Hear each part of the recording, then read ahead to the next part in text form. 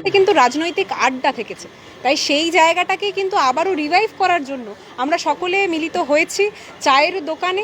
আর এই জিনিসটা শুধুমাত্র এই একটা কর্মসূচিতে সীমাবদ্ধ থাকবে না। আগামী দিনে আইটি সেলের তরফ থেকে আমি স্পষ্টভাবে বলতে চাই যে প্রতি মাসে অন্তত একটা বা দুটো করে আমরা এরকম সমান কর্মসূচি করব। আর বারবার এই জিনিসটা বলে দেওয়া ভীষণভাবে জরুরি, জিনিসটা কিন্তু কলকাতা ভিত্তিক শুধু নয়। আমরা আগামী দিনে জেলা সফরে যাচ্ছি, প্রত্যেকটা জেলায় যত সংখ্যক লোক আছে তাদের সাথে বসা, তাদের সাথে কথা বলা এবং মূলত আইটি এবং মমতা বন্দ্যোপাধ্যায়, অভিষেক বন্দ্যোপাধ্যায়ের বার্তাকে মোবাইল ফোন মারফত বিভিন্ন মানুষের কাছ পর্যন্ত তুলে ধরাটাই আমাদের সকলের কাজ। সেই জিনিসটা আমরা বার্তা বাহক হিসাবে তৃণমূল কংগ্রেস, মমতা বন্দ্যোপাধ্যায়, অভিষেক বন্দ্যোপাধ্যায়ের বার্তাকে আমরা এগিয়ে নিয়ে যাব এবং সেখান থেকে এই জমায়েত সকলে এখানে উপস্থিত হয়েছে। কাউকে কিন্তু আলাদা করে কোনো ইনভিটেশন দেওয়া হয়নি। মমতা বন্দ্যোপাধ্যায়ের এক ডাকে আইটি সেলের একটা ছোট্ট কর্মসূচি, যেখানে বলা হয়েছিল আইটির আড্ডা সাথে এক কাপ চা। আমরা বরাবরই জানি সেই চায়ের কতটা গুরুত্বপূর্ণ থেকেছে এবং আমরা দুধ চা সকলেই পছন্দ করি বলে আমি মনে করি।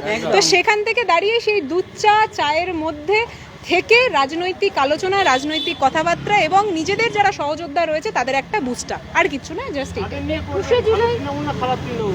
তৃণমূল মানে একটাই, ভালো খারাপের কোনো পার্থক্য এখানে আমরা করি না। তৃণমূল মানে মমতা বন্দ্যোপাধ্যায়, মমতা বন্দ্যোপাধ্যায় মানে তৃণমূল। যে জায়গায় আমরা দাঁড়িয়ে আছি সেই জায়গাটা তৃণমূল কংগ্রেসের প্রত্যেকটা কর্মীর কাছে কিন্তু মন্দির সম, এবং সেই মন্দিরে যখন আমরা মাথা ঠেকাতে এসছি একটা জিনিস বলতে পারি যে এই মন্দিরে যিনি মা বসে আছেন তাদের গায়ে কোনো আঘাত করতে অন্তত তাদের সহযোদ্ধারা কোনোদিনই দেবে না। আমি আগেও একটা বার্তা দিয়েছিলাম, আইটি সেলের সকল কর্মীরা সেদিন রাত্রি 12:30টার সময় আমার সাথে উপস্থিত ছিল ঠিক এই জায়গাটাতেই। এখানে দাঁড়িয়ে তারা স্পষ্টভাবে বলেছিল যে মমতা বন্দ্যোপাধ্যায়ের গায়ে যদি কোনো না কোনো আক্রমণ করার তারা চেষ্টা করে, যদি প্রয়োজন পড়ে চাটাই পেতে আমরা এখানে বসে থাকবো, কিন্তু আমরা এই লড়াইটা লড়ে যাব। এবং সমান বার্তা নিয়ে আমরা বারবার এখানে উপস্থিত হয়েছি, আমার সকল সহযোদ্ধারা এখানে উপস্থিত আছে। আর আমি বারবার প্রত্যেকটা বক্তব্য মারফত একটা কথা বলে থেকেছি, সেই কথাটা হচ্ছে তৃণমূল কংগ্রেসের আইটির মধ্যে আলাদা কোনো পদ ফদের আর কোনো ব্যাপার নেই। আমরা সকলেই সহযোদ্ধা, সকলেই আইটির সেই শীর্ষ পদাধিকারী।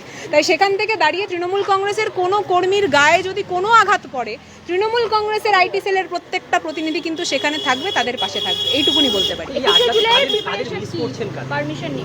আড্ডাতে কাউকে মিস করছি না, কেন জানেন তো? কারণ আলাদা করে কাউকে ইনভিটেশন করিনি।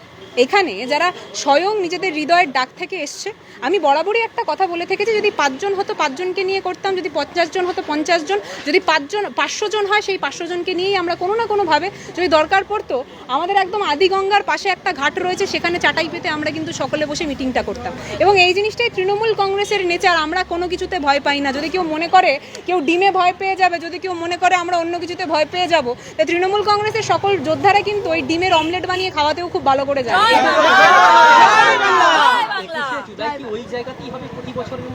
দেখুন, সবকিছু যদি আগে থেকে বলি তাহলে সাসপেন্সটা থাকে না, জানেন তো? আর যদি সাসপেন্স না থাকে তাহলে কিন্তু এই গোটা ক্লিপ, গোটা সিনেমার মজাটাও আপনারা পাবেন না। তাই সেখান থেকে আমি বলছি একটু অপেক্ষা করুন, সেই অপেক্ষার ফলটা আপনাদের খারাপ কিছু হবে না, ভালোই হবে। সেখানের জমায়েত আবারও স্পষ্ট করে দেবে যে মমতা বন্দ্যোপাধ্যায়, তৃণমূল কংগ্রেস এবং সেই 21শে জুলাইয়ের গুরুত্বটা তৃণমূল কংগ্রেসের প্রত্যেকটা কর্মী, প্রত্যেকটা সহযোদ্ধার কাছে কতটা, সেই জিনিসটা আপনাদের ক্যামেরা, আপনাদের বুম মারফতে কিন্তু উঠে আসবে। এইটুকুনি কথা দিলাম।